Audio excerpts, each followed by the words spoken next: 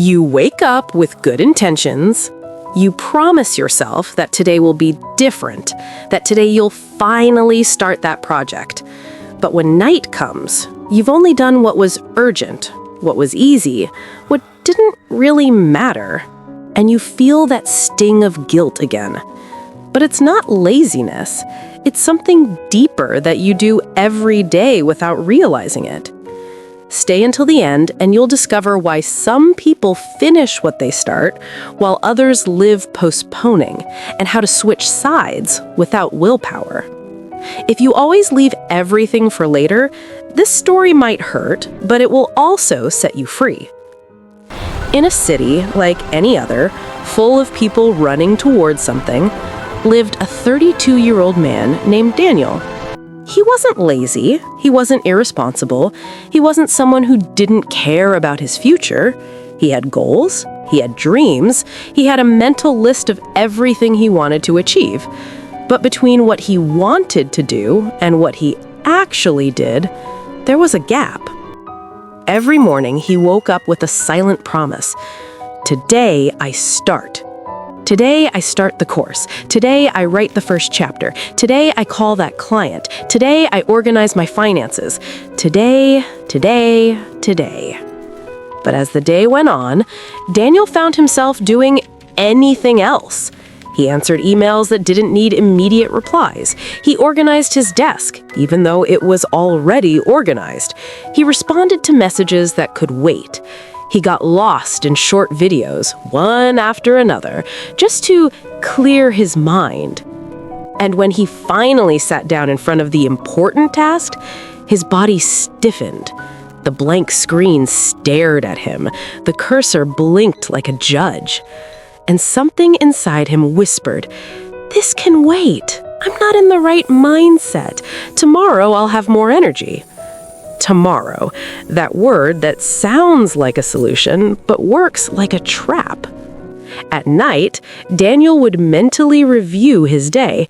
He hadn't done anything wrong. He had been busy, but he hadn't moved forward, not in what mattered.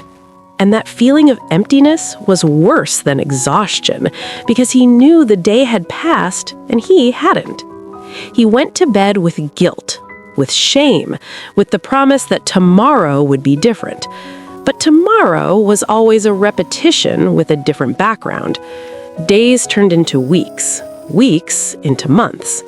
Without realizing it, Daniel stopped saying, "I'm going to do it." He started saying, "I'm not good at this." Not, "I'm procrastinating," but "I'm a procrastinator." And that identity, repeated silently, became heavier than any pending task. One day, during a casual gathering with friends, someone mentioned something in the middle of a conversation.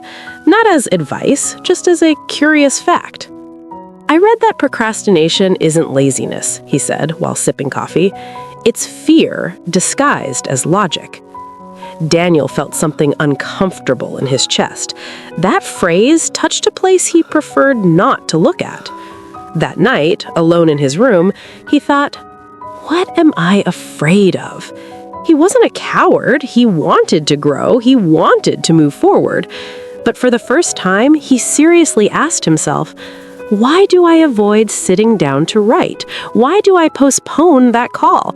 Why do I prefer anything except what matters? The answers came, one by one. Because if I try and it goes badly, it confirms I'm not good enough. Because if I start and don't finish, I fail again. Because if I do it and nobody values it, it was a waste. Because if I give my best and it's not enough, better not try. He realized something devastating. He wasn't postponing tasks. He was postponing the risk of disappointment. The next day, something changed. He didn't promise to do more. He promised to understand more. He began observing himself.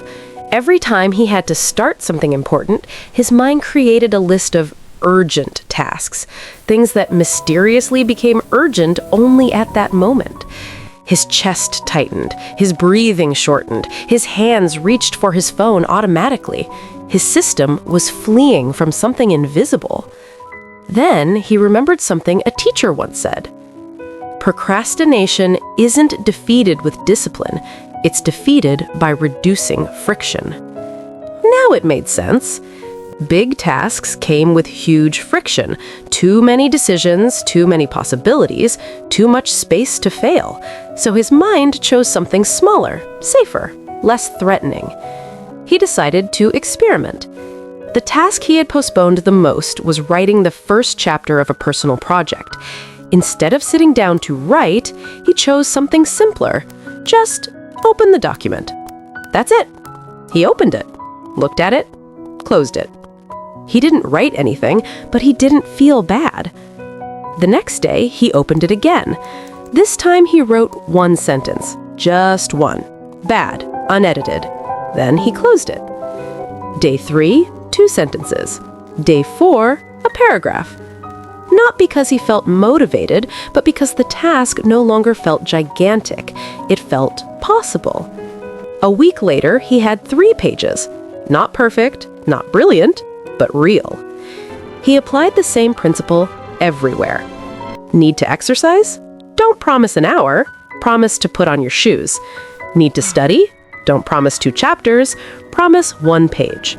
Need to call someone? Don't promise a full conversation. Promise to dial the number. Once you start small, big stops being terrifying. There were hard days, days when even the small step felt impossible. Instead of attacking himself, Daniel noticed something. Procrastination increased when he was tired, hungry, or emotionally overwhelmed. So he rested, ate, walked, and returned the next day. Over time, he began starting without convincing himself. The habit formed quietly. It stopped being a fight. It became natural movement. And one day, he finished something real, something important. He didn't feel euphoria.